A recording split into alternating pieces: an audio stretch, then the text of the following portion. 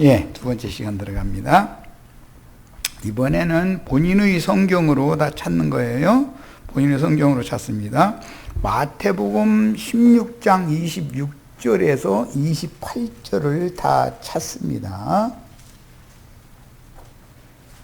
오늘부터 나누는 말씀은 굉장히 난해한 부분으로 지금 들어가 있는 상태이기 때문에 세속 교계에서 통산적으로 예수를 믿음으로 인해서 목회자들이 시키는 대로 잘해서 11조 헌물 또박또박 잘 내고 이러면 육신적으로 세상에서 복받아서 잘 살다가 죽으면 이제 천당으로 간다, 이런 식으로 생각하고 있는 것이 기독교계의 통산적인 신앙관이기 때문에 성경과는 어떻게 다른가. 오늘날 이제 우리 형제 자매님들이 이 마지막 추수의 나팔을 어떻게 부르야 할까, 여기에 지금 초점을 맞춰서 말씀을 나누는 중이고, 중점은 동산에 에덴 동산이 창세기에 나왔는데 과정을 거쳐서 계시록에서는 하나님의 낙원이라고 되어 있어요. 생명나무는 에덴 동산 중앙에 있었지만 계시록에서는 하나님의 낙원에 있는 생명나무다, 이렇게 표현을 했으니까, 그러면 그 하나님의 낙원으로 완성이 되어지는 에덴 동산 그 과정과 그 실제를 지금 말하고자 하는 거예요. 간단하게 말해서 예수님의 영과 마음에 연합된 형제 자매님들이 모인 그리스도의 몸된 교회가 이 생의 에덴 동산이에요. 이걸 정확하게 이해를 하셔야 돼요. 그 다음에 사후에는 음부의 이제 낙원으로 들어가는 건데, 이 역시 바위에 판 새 무덤에 들어간다, 이건 비유고, 그리스도 예수 안에 들어가야만 심령의 참 기쁨, 낙이 있게 마련이고, 그 마음에는 평안과 쉼, 안식이 있게 마련이에요. 가인의 길에 행하는 자들은 영적인 기쁨과 마음의 쉼을 얻을 수가 없는 것이죠. 계시록 14장 그 부분에 보면은 짐승의 표를 받은 자들은 그 마음에 쉼이 없다 그랬어요. 그게 바로 둘째 사망에 들어간 상태단 말이에요. 이런 거에 대해서 이해가 있으셔야 돼요. 자, 마태복음 16장 다 찾으셨죠? 26절로 28절 읽겠습니다. 사람이 만일 온 천하를 얻고도 제 목숨을 잃으면, 여기 목숨이라는 용어가 혼생명이에요. 푸시케. 무엇이 유익하리요? 사람이 무엇을 주고 제 혼생명을 바꾸겠느냐. 세상에서는 혼백이 나간다, 혼이 다시 들어온다, 이런 얘기 많이 하는데 그런 의미를 알아야 돼요. 그 혼생명이 그 사람의 자아다 이거예요. 자신이다 이거예요.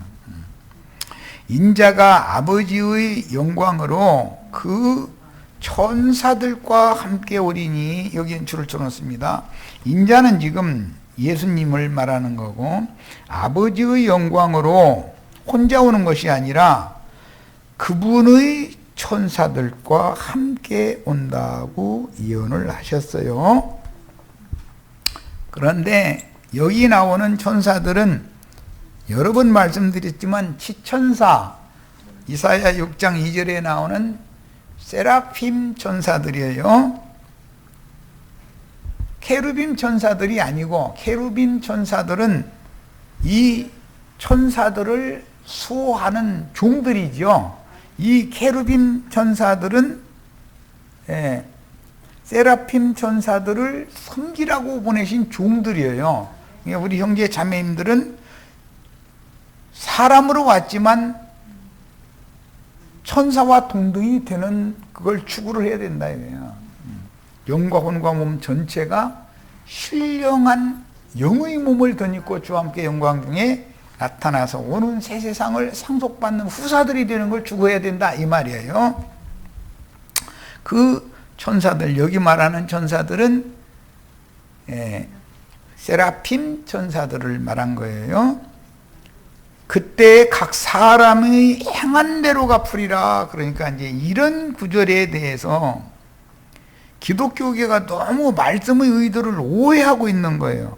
여기 행한 대로 갚는다라고 그러니까 목사님이 하라는 대로 막 11조 헌물 갖다 잘 바치고 뭐 전도 열심히 한다고 사람들에게 막 전도해서 예배당에 숫자 채워주고 그런 것을 지금 말하는가? 아니면 헌금 많이 내가지고 저 뭐 아프리카 배고픈 사람들 위해서 이렇게 뭘 헌금도 좀 보내고 중국 사람들 중국 선교한다고 막 그걸로 헌금도 보내고 물론 그게 나쁜 건 아니에요. 우리가 육신을 입고 있으니까 육신적인 배고픔을 당한다든지 소외된 사람들을 같이 돌보고 같이 나가야 되는 건 뭐 그건 내가 가르치지 않아도 다 본성으로 알고 있는 거예요. 여기에서 각 사람이 행한 대로라는 것은 예수 그리스도를 믿음으로 주님과 함께 그리스도의 몸을 세웠느냐 아니면 유대교의 관념을 버리지 못하고 율법 종교인 세상교회에 동역을 했느냐를 말하는 거예요. 그러니까 이런 것을 해석을 잘못하면 큰일 나는 거예요. 만약에 육신대로 뭐 선을 행하고 의를 행하고 그런 것을 행한 대로 상을 받는 얘기라면 우리 같은 사람들은 돈 없어서 뭐 가품을 받을 수 없죠. 뭐 가진 것이 있어야 남을 위해서 뭐 헌신도 더 많이 하잖아요. 근데 그런 것에 목적을 두는 얘기가 아니다. 예수와 함께 동역해서 그리스도의 몸을 세우는 행위를 했느냐? 그래서 이제 의로운 성도들의 의로운 행위다, 그런 행실이다 그러고 흰옷을 입는다, 신부가 뭐 단장된다 여러 가지 표현을 하고 하는데 반대로 혼인집에 잔치에 참여를 하기는 했는데 예복을 입지 않고 참여하는 자들이 너무 많다는 거예요. 말귀를 못 알아들으면 그럴 수밖에 없죠. 진실로 너에게 이르노니 여기 섰는 사람 중에 여기 섰는 사람은 12제자와 지금 함께 서 있는데 죽기 전에 육신의 몸이 죽기 전에 인자가 그 왕권을 가지고 오는 것을 여기 오는 것은 에르코마에 이것은 나타내신다라는 뜻이에요. 그러니까 파루시아 도적과 같이 오시는 것이 아니라 공개적으로 오는 것이죠. 역사의 주인으로. 이 용어가 달라요. 이 온다고 하는 이 용어는 데살로니가후서 1장 10절에서는 주의 강림이라고 번역을 했어요. 그러니까 주의 임재를 말하는 것과 이미 도적같이 오셔서 참 지자들과 함께 세상 끝날까지 함께 계시는 임재, 충만한 임재, 파루시아 이 문제와 에르코마에 임재하신 주님이 완전한 구원을 이룬 다음에 주와 함께 영광 중에 나타내시는 재림, 에르코마이라고 하는 이 용어의 그 구분을 잘 하시기를 바라요. 자, 이번에는 마태복음, 이 예언을 이루는 것이 이제 마태복음 17장으로 넘어가죠. 자, 본인의 성경에서 17장 1절에서 5절 읽습니다. 엿새 후에 볼 자들도 있느니라 라고 예언을 해놓고 나서 엿새가 지나간 거예요. 그러면 새로운 한 주가 시작이 되는 날, 그 말과 같은 뜻이겠죠. 엿새 동안은 주님이 일하시는 날이잖아요. 그 다음 날은 안식하는 날이잖아요. 예수께서 베드로와 야고보와 그 형제 요한을 데리고 따로 높은 산에 올라가셨더니 왜 그랬어요? 죽기 전에 인자가 그 왕권을 가지고 오는 것을 보여주시려고 그런 거죠. 그들 앞에서 예수님이 변형되었다. 변형 되신 주님이 막달라 마리아가 3일 전까지 그렇게 사랑하고 따라다니던 주님인데, 목숨같이 사랑하는 주님인데 동산지기로 지금 착각하는 거잖아요. 그리고 주님의 음성을 못 알아들어. 대화를 나누는데 동산지기 아저씨가 하는 말로만 들리는 거예요. 얼마든 그럴 수 있죠.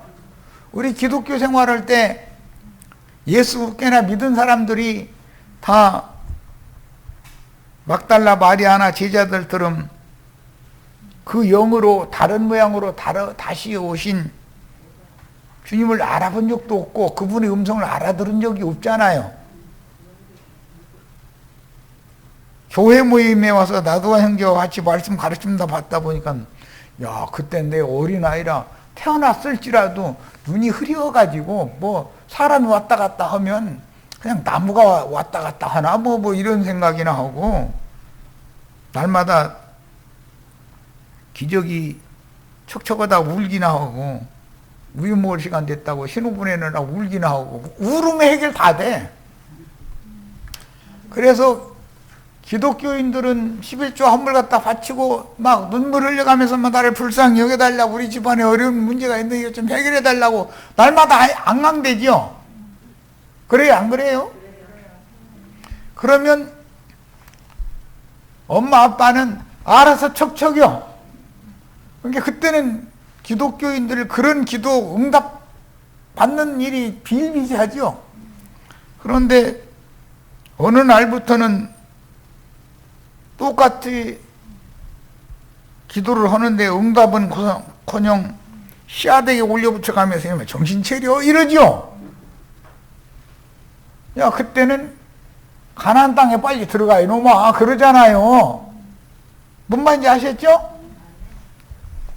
앙망되면 똥 치워주고 우유 먹여주고 다 하는 시절이 갓난아기 때인 것이지, 그런데 할머니지 엄마인지 그냥 대충 저한테 앙망되면 우유 주고 기저귀 갈아주는 사람이면 자기 하나님이야. 누군지 알아볼 필요도 없는 거지 뭐. 어쨌든 내 필요만 채워주면 되는 거니까. 그런데 청년 이상이 되면 사람이 자기 가정을 위해서, 아버지 어머니를 위해서, 자기 자식을 위해서 헌신하잖아요. 그들 앞에서 변형되었다 그랬어요. 이것은 사흘 전에 오셨던 인자 예수의 모습이 아니다 이 말이죠 지금. 그러면 영의 몸으로 새 제자에게만 나타내신 것이죠 지금. 변형된 건 그 얘기잖아요. 그 얼굴이 해같이 빛나며 옷이 빛과 같이 휘어졌더라. 그때 모세와 엘리야가 예수와 더불어 말하는 것이 그들에게 보이거늘, 세 제자에게 베드로와 야고보와 요한에게 주님이 아버지의 영광으로 그 천사들과 함께 온다고 예언한 말씀이 지금 이루어지고 있는데, 그 천사들은 모세와 엘리야였죠. 예수와 함께 말하는 것이 그들에게 보이거늘 뭘 말을 했을 것 같아요? 치천사들과 함께 주님이 영광 중에 나타나시는 왕권을 가지고 오시는 그것이 어떻게 이루어지는지에 대해서 지금 말씀했을 거 아니에요. 베드로가 예수께 여쭈어 이르되 주여 우리가 여기 있는 것이 좋사오니, 크고 높은 산에 있는 것이 너무 좋은 거예요. 만일 주께서 원하시면 내가 여기서 토막 셋을 짓되 하나는 주님을 위하여, 하나는 모세를 위하여, 하나는 엘리야를 위하여 하리이다. 모세는 율법을 대표하고 엘리야는 선지자를 대표하죠. 율법과 선지자의 때는 누구 때로 끝나요? 네. 사가랴의 아들 침례 사역자 요한으로 율법과 선지자의 시대는 딱 종결되는 거예요. 그 후로는 예수의 때가 오지요. 예수께서 왕권을 가지고 오실 때 사람 천사들이 된 모세와 엘리야는 지금 지천사들 세라핌이 돼 있죠. 이들은 율법과 선지자의 대표인 모세와 엘리야와 함께 오시는 모습을 이 생의 살아생전에 세 제자에게만 120명이 있고 12명이 있고 3명이 따로 있어요. 우리는 이 둘이나 셋 중에 다 들어가셔야 돼. 12제자 안에만 들어가도 황공감상, 그러다 보면 120명 안에만 들어가도, 그러다 보면 수만 명 안에만 들어가도 이렇게 나오니까 그러지 말고 주님이 지천사들을 대동해서 영광 중에 나타나시는 그 모습을 지금 우리 형제 자매님들 신부성을 보여줄 때는 크고 높은 산으로 데리고 가서 보여주시죠. 지금 여기가 크고 높은 산에 다 여기 오신 거죠. 다 같이 이걸 보시는 거예요. 주님이 영광 중에 어떻게 오실 것인가. 형제 자매님들이 지천사가 되어져 가지고 주님과 함께, 주님은 혼자 오는 게 아니라 그분이 수많은 천사들과 함께 오셔요. 성도들과 함께 오셔요. 말할 때 호련히 빛난 구름이 그들을 덮으며, 여기 구름이 빛난 구름이에요. 이 말씀은 사도행전 1장 9절에도 다시 나오죠. 감람산에서 지휘자들이 보는 앞에서 예수님이 승천할 때 구름이 승천하신 주님을 덮어버리더라는 거예요. 그게 승천을 어디로 했어요? 구름 속으로 했죠. 그런데 창공 하늘 구름만 계속 쳐다보고 있으니까 두 사람이 지휘자들 옆에 딱 나타나더니 왜 창공 하늘만 쳐다봐? 그 주님은 너희와 함께 계신 중인데, 우리는 그 주님에 대한 증인들이 여기 있는데, 증인들의 나팔소 증인들의 증거를 통해서 주님이 함께 임재하시는 것이죠. 주님이 제자들의 심령과 마음에 들어오신 것은 새하늘과 새 땅에 승천님이 한 거잖아요. 이것을 가르쳐 줘야 되는데, 이 얘기를 가르치려고 하면은 이 세상에선 축복받아서 잘 먹고 잘 살다가 죽으면 며칠 후 며칠 요단강 건너가서 앞서 가신 분들을 만나러 갈 건데 그게 어디냐? 천당이다. 이렇게 가르치잖아요. 말도 안 되는 황당한 소리죠. 그런 천당 있어요? 없어요? 또 더러는 자신들은 예수 잘 믿었으니까 육신의 몸이 죽지도 않고 좋은 나무 밑에 앉아서 입 벌리고 딱 누워있으면 배고플 때마다 하나씩 똑똑 입으로만 떨어져. 그것만 먹으면 돼. 이제 지상낙원을 가르치죠. 그런 일이 있어요? 없어요?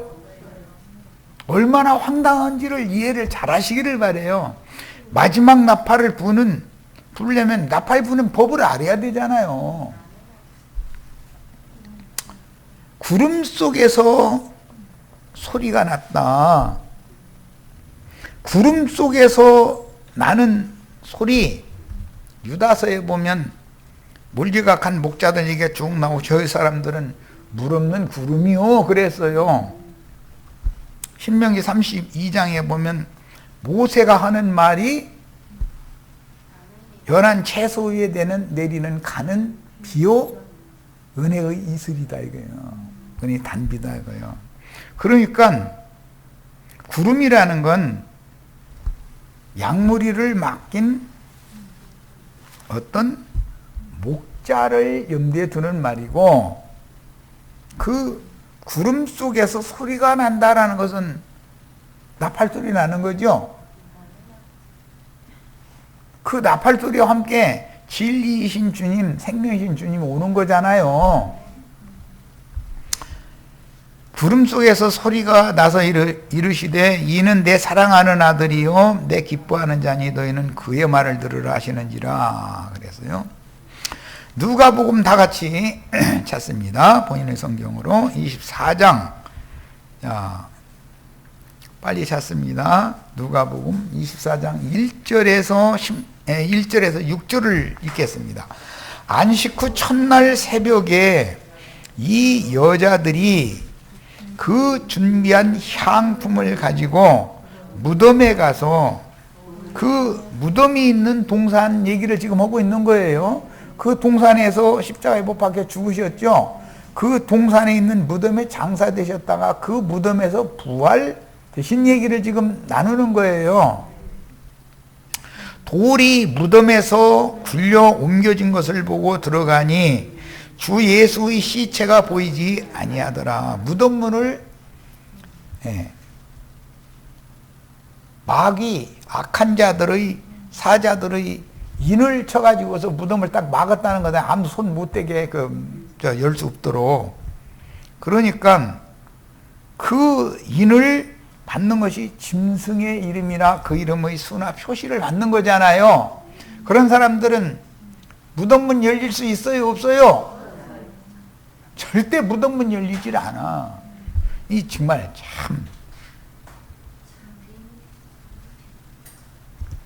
그 사람들은 무덤문이 안 열리기 때문에 힘센 천사가 와서 무덤문을 열어줘야 되는 문제이니까 힘센 천사가 무덤문을 어떻게 열겠어요?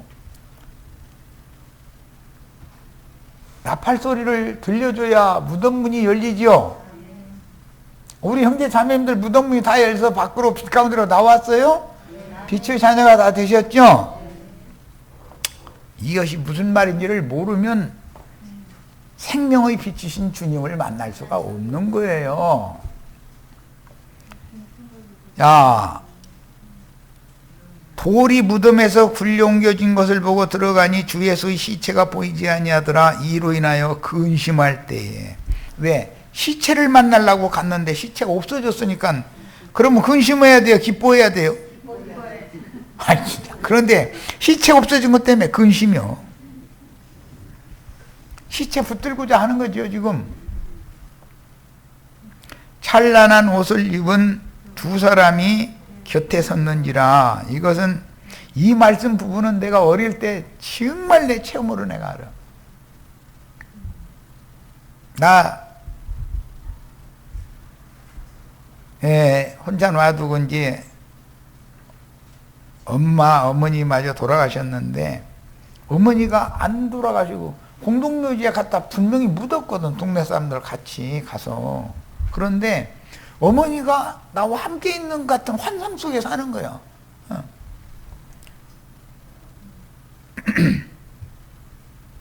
그게 너무 오래돼. 고통이 너무 고통스러운 거야, 그게 이제.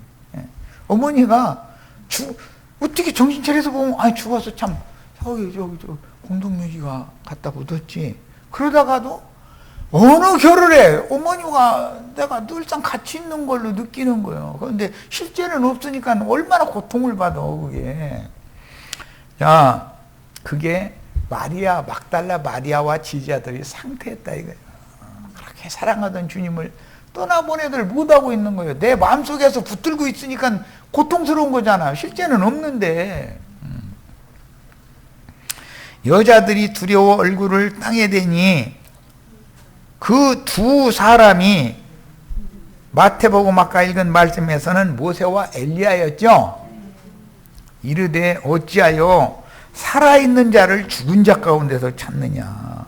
첫 아담 세계에서 있는 사람은, 아래에서 난 사람은 다 죽은 자들이죠. 공동묘지에 누워있는 자들이잖아요. 하몬곡, 하모나에 누워있는 자들이에요.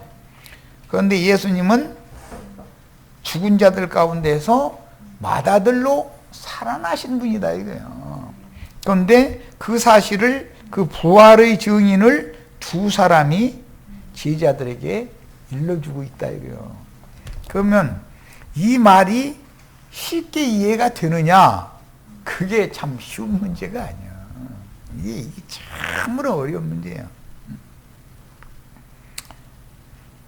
생시에 사랑하셨고 소망이 되셨던 주님을 그 마음에서 떠나보내지 않는 한은 살려주는 영이 되신 주님이 내 안으로 다시 인자 같은 이가 내 안으로 다시 오실 수는 없어. 사흘 전의 그 예수님을 끝까지 붙잡으려고 그러는 거예요. 오늘날 기독교 신앙이 다 이렇게 혼동하고 있죠. 찬란한 옷을 입었던 두 사람은 예수의 부활을 증거하는 율법과 선지자를 대표하니까 당연히 이미 세 제자들에게 그 높은 산에서 보여주셨던 계시에 따라서 모세와 엘리야, 시간이 얼마나 멀리 지난 시대잖아요 지금. 그런데 천사와 동등이 된 지천사들 세라핌이 된 모세와 엘리야로 대표되는 의인의 영들, 온전케 된 의인의 영들, 구름수레를 인도하는 증인들이다 이게. 사람이었는데 사람의 청량, 천사의 청량을 통과해서 지천사가 된 두 증인들이다 이거예요. 예수님까지 합치면 이제 셋이고 예수님 빠지면 두 증인이고, 그렇죠. 이제 사도행전 1장 9절에서 11절을 찾습니다. 본인의 성경으로 찾는 거예요. 사도행전 1장 9절로 11절. 이 말씀을 마치시고, 지금 말씀하신 분은 그 영이 되신 주님이 말씀하시는 거예요. 제자들에게 너희가 성령이 임하면 모든 민족에게 나가서 나의 증인이 되어라 하신 말씀을 마치신 다음에 그들이 보는 데에서 올려져 가시니 구름이 그를 가려 보이지 않게 하더라. 그러니까 승천하신 주님은 구름 속으로 승천하신 거죠. 이 구름은 지천사물이다 이게요. 구름수레다 이 말이에요. 히브리서의 용어로는 온전케 된 의인의 영들이에요. 그래서 주님이 다시 오실 때도 구름 타고 오신다 그런 거예요. 자, 구름이 그를 가려 보이지 않게 하더라. 올라가실 때 제자들이 자세히 하늘을 쳐다보고 있는데 구름 속에서 예수님 만나보려고 또 창공 구름 쳐다보고 있는 거죠 지금. 그런데 흰옷 입은 두 사람이 그들 곁에 서서, 여기 두 사람이 또 나타난 거예요.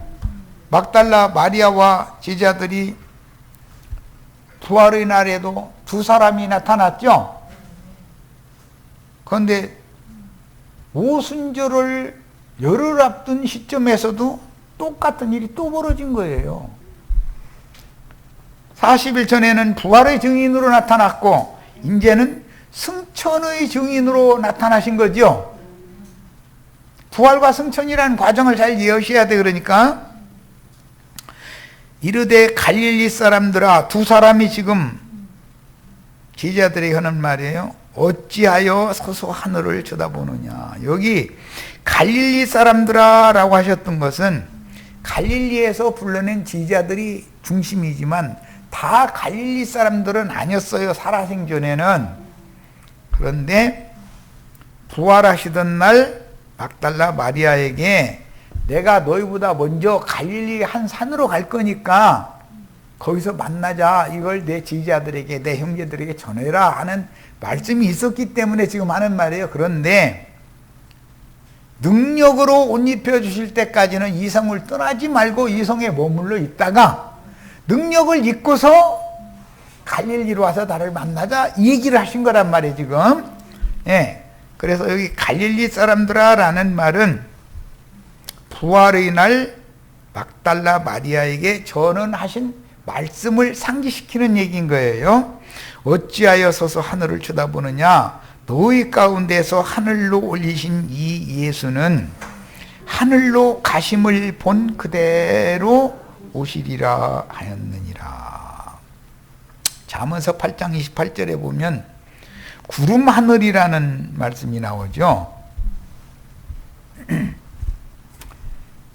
그러면 상공 하늘에 구름이 떠다니니까 하는 말이에요. 이제 원래는 그게 이제 그 개념이 뭔가가 잘게 이렇게 쪼개진 걸 말하기 때문에 하늘이 이렇게 하나로 보이는 게 아니라 구름 조각들이 이렇게 떠다니는 것을 염두에 두고 하는 말인데, 본문의 두 사람은 그리스도의 승천을 증거하는 증인들이며, 즉 이사야 6장 2절의 세라핌 천사들이죠. 그런데 그들은 사람을 거쳐서 천사와 동등이 된 사람들이다. 그들을 대표하는 것은 구약시대에는 율법과 선지자의 말씀으로 대표했기 때문에 율법은 모세가 대표가 되고 선지자는 엘리야가 대표자예요. 그런데 모세 뒤에 보내심을 받은 여호수아가 있고 엘리야의 뒤에 보내심을 받은 엘리사가 있어요. 세례 요한의 뒤에 보내심을 받은 예수가 있어요.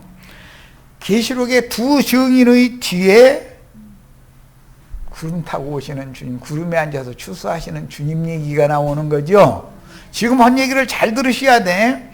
반드시 진리의 영이시며 생명의 영이 되신 주님이 오실 때는 그 앞에 나팔부는 사람 천사를 먼저 보내게 돼 있는 거다. 그들이 와서 주님이 오실 길을 닦아놔야 된다. 그 길을 닦는다는 것은 그분의 성전을 회파당하고 무너진 성전을 수축하고 다시 세우는 일을 말하는 거예요.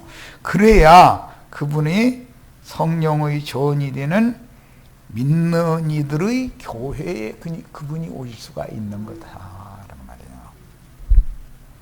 그래서 마태복음 17장에 예시되었고, 육체로는 죽임을 당하셨으나 영으로는 죽은 자들 가운데서 다시 살아나셔서 그 영이 되신 주님과 함께, 생명이신 주님, 진리신 주님이요, 빛이신 주님이에요.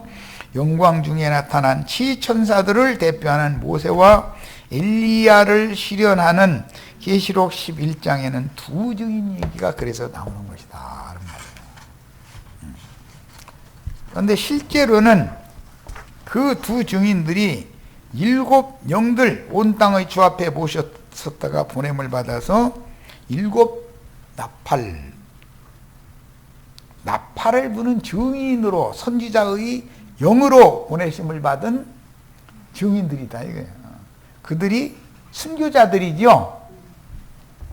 그들은 육체로는 죽임을 당하셨으나 무궁한 생명의 능력으로 사망과 음부의 권세를 이기고 부활하심으로 그 영이 되신 주님은 구약 성경의 모세를 이어서 그 사역을 완수한 여호수아, 그 다음에 엘리야의 사역을 완수한 엘리사.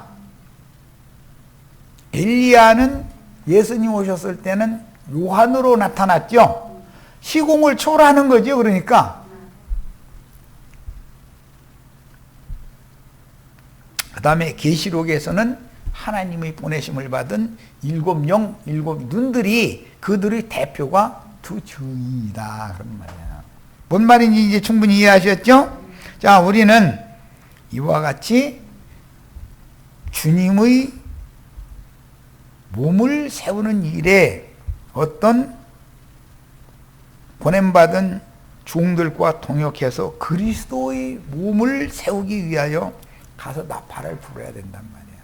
그러면 아무 나팔을 불어서 되는 게 아니잖아요. 뭐이라는 나팔인지, 지금 전쟁 때가 됐다는 공격 앞으로 하라는 나팔인지, 나팔 소리를 분별할 줄 알아야 되고, 내가 이것을 어느 때는 어떤 나팔을 불어야 된다는 걸 알아야 되지 않냐 이 말이에요. 자, 그래서 그 두 사람이 감람산, 아까 내가 이미 예수님 죽임당한 동산은 실제로는 기드론 시내 건너편의 산이라는 건 감람산이었었다라는 거 말씀드렸죠. 감람산에서 죽임당하시고 장사되셨다가 그곳에서 승천했다는 말이에요. 그런데 그곳으로 또 오시겠죠. 간 것을 본 대로 그대로 온다고 그랬으니까 그게 계시록에 나오는 신부 성의 계시를 보여주는 크고 높은 산이다 이 말이에요. 산이라는 건 하나님을 만나는 가장 높은 처소이기 때문에 이 생에서는 교회를 말하는 거예요. 자, 그런데 그 두 천사가 창공 하늘 쳐다볼 필요 없다. 우리가 여기 있지 않냐. 너희 곁에 두 사람 우리가 있지 않냐. 주님은 항상 우리와 함께 계셔. 창공 하늘 거기 쳐다볼 필요 없어. 물질계의 하늘 쳐다볼 필요 없이 우리와 함께 계셔. 이 얘기를 지금 해준 거잖아요. 여기 계시지 않고 살아나셨느니라. 갈릴리에 계실 때 너에게 어떻게 말씀하셨는지를 기억하라 그랬어요. 갈릴리에 계실 때 이미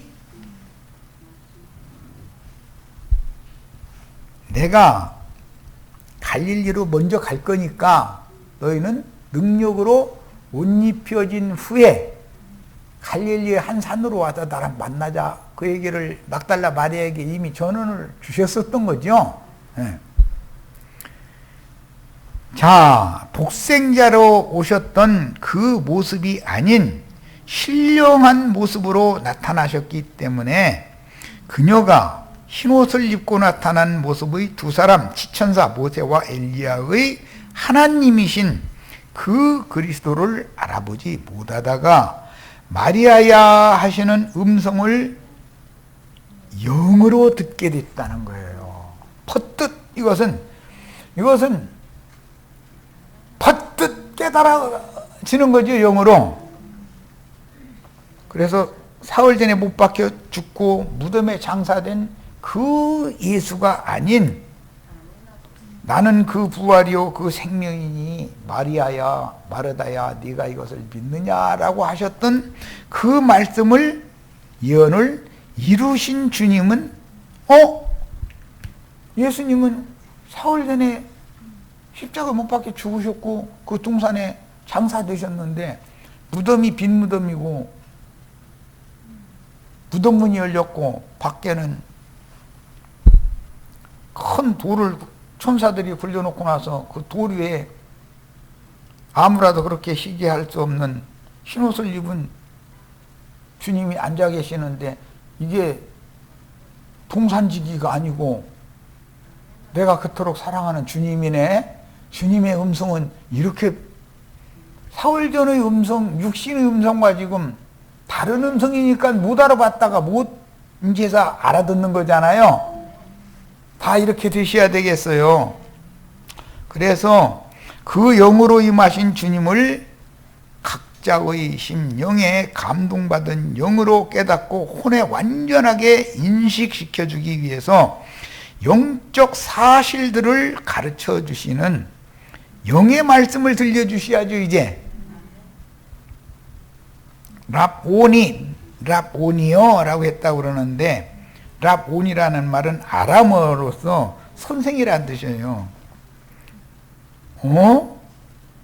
육신으로 살아계셨을 때의 그 스승님이 아니라 영으로 다시 살아난 죽은 자 가운데서 살리심을 받아서 나에게 지금 영의 음성을 들려주시는 주님이시네 하고 주님의 모습도 바꿔졌고 주님의 음성도 바꿔진 사실을 이제 퍼뜩하고 깨닫는다 이거예요.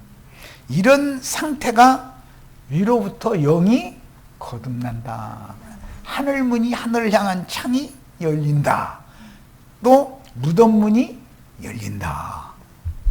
그러면은 영원한 빛이신 하나님의 말씀, 빛의 아들로 다시 나게 마련이다 이거예요. 그 다음에 그 말씀으로 진리 말씀으로 계속해서 양육을 받으면 겉사람이 후패되는 만큼 속사람이 온전케 되어서 청년 이상의 하늘 군대로 자라면 그 사람은 마른 땅으로, 큰 강을 마른 땅으로 건너가지고 원수들과 전쟁을 하러 아마겟돈에 갈 수가 있죠. 우리 형제 자매님들, 그 아마겟돈에서 갑자기 죽임당한 요시야에 대해서 지난번에 말씀드렸으니까 다 요시야의 군대가 되시기를 바라요. 여기까지 해서 말씀 마칩니다. 목요일날 자료 이제 다시 또 갖고 오는 거예요. 목요일날은 그 영으로 임하신 주님을 그 영에 감동받은 영으로 깨달아야 된다라는 말씀을 이제 나누는 거예요. 목요일날은 9월 17일이네. 벌써 중순도 넘어가네. 마칩니다.